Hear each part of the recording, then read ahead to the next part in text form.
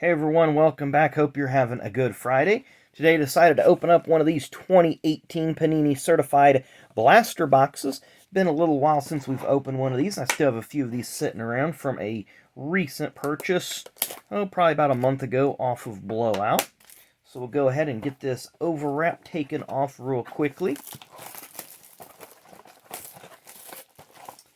As far as my health goes, I'm about 90-95% where I want to be. Still have just a little tiny bit of a cough.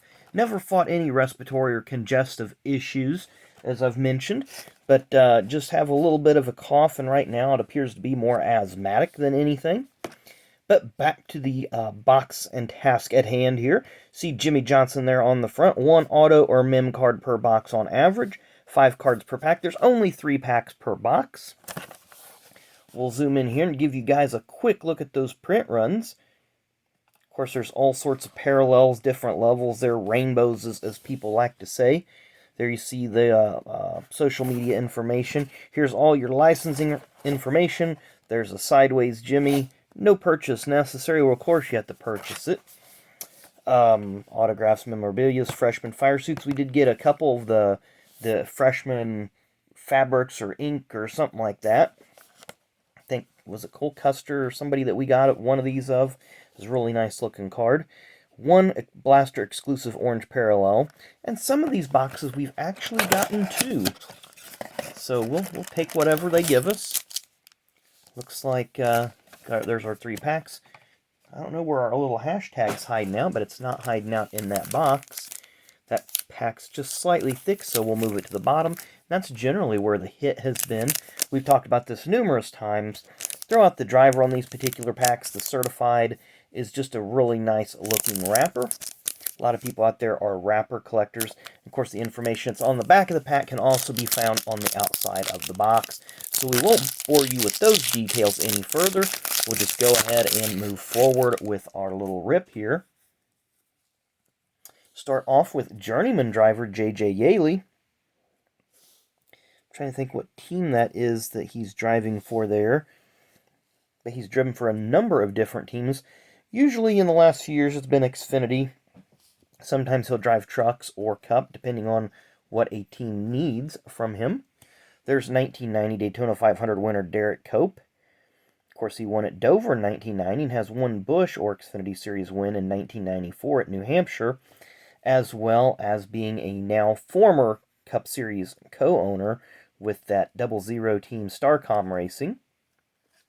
Then we have a nice Chase Elliott. There's the orange parallel, 144 out of 249. We're getting some nice parallels out of this. Looks like we're getting, see here, what do we got? 1, 2, 3, 4. So we've got Johnny Sauter, Truck Series veteran there. I believe he's got a championship, if I remember correctly. And Ryan Reed, who ran a few seasons for Roush in the Xfinity Series, has a couple of wins at Daytona.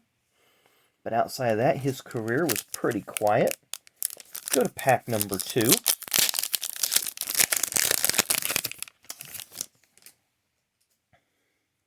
Start off with John Hunter Nemechek, who I think this past season did a really good thing by dropping down to the Truck Series for Kyle Busch Motorsports. Won a handful of races. If he would have stayed at front row, yeah, front row did win the Daytona 500 with Michael McDowell. But that 38 team that now Todd Gilliland is going to drive for, Anthony Alfredo drove for him last year, just for some reason, that particular team struggles mightily. Brennan Poole, of course, Brennan, excuse me, was flagged as a winner, kind of, sort of an Xfinity Series race, and when they went back to the replays and the timing lines and everything, I believe Elliott Sadler ended up winning that race at Talladega. Of course, he's with that DC Solar Company that almost sidelined Ross Chastain's driving career. Didn't help Kyle Larson's very much either. Of course, that has long since been, I don't want to say resolved, but DC Solar and their president and owner or whoever is, I believe, behind bars now. We have another orange parallels we talked about. We've been getting 2 orange parallels in some of these. 123 out of 249. This is A.J. Almandinger. Of course, he finished, what did he finish? 4th in the Xfinity points this year, I believe. did have a cup win at Indianapolis. He had a really good season, all things considered. Up next is Cole Witt. This is, of course, Cole is now retired, driving for, at the time, TriStar Motorsports, which is also now a defunct team. And our final car of the pack, the aforementioned Elliott Sadler. We talked about him with Brennan Poole. Elliott had a long career in the Xfinity Series with the help of One Main Financial, which he drove with a number of teams, including JGR, Roush, Childress, and Junior Motorsports. Here is our final pack of the day. This is where our hit will be. Like I said, this pack feels slightly thicker, so I do have a feeling that it is going to have a relic in it. Let's see here. Yeah, there's the thicker card. We'll go ahead and slide it off to the back. And I can feel the relic. It does feel like a uniform piece. Ryan Truex Jr., who spent last year driving for, I believe it was Nice Motorsports in the Truck Series. Not a lot of success. Handful of top tens. Carl Edwards, who abruptly retired at the end of, what season was that? The 2016 season, I think. Cole Custer, who won a race in 2020 at Kentucky. As of right now, the last race winner at Kentucky. I'm going to flip this back around. Talk about Chris Buescher, who does have a win at Pocono. I believe that was 2016, driving for Front Row Motorsports. Of course, he drives for Roush now. I think with the addition of Brad Keselowski to the Roush team, I think that team will be a lot stronger, have a little bit more stability, and a little bit more influence. So I think Chris Buescher could make the playoffs this year on points if he doesn't win a race. And now we go back to Carl Edwards, and we'll see who our relic is of.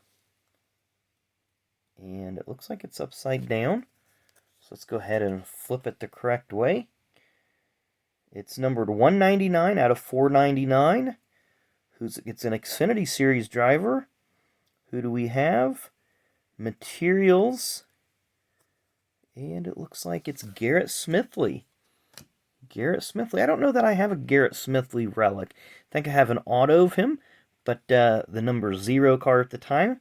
Johnny Davis Motorsports. Let's look at the back of this. The enclosed Race Muse material is guaranteed by Panini.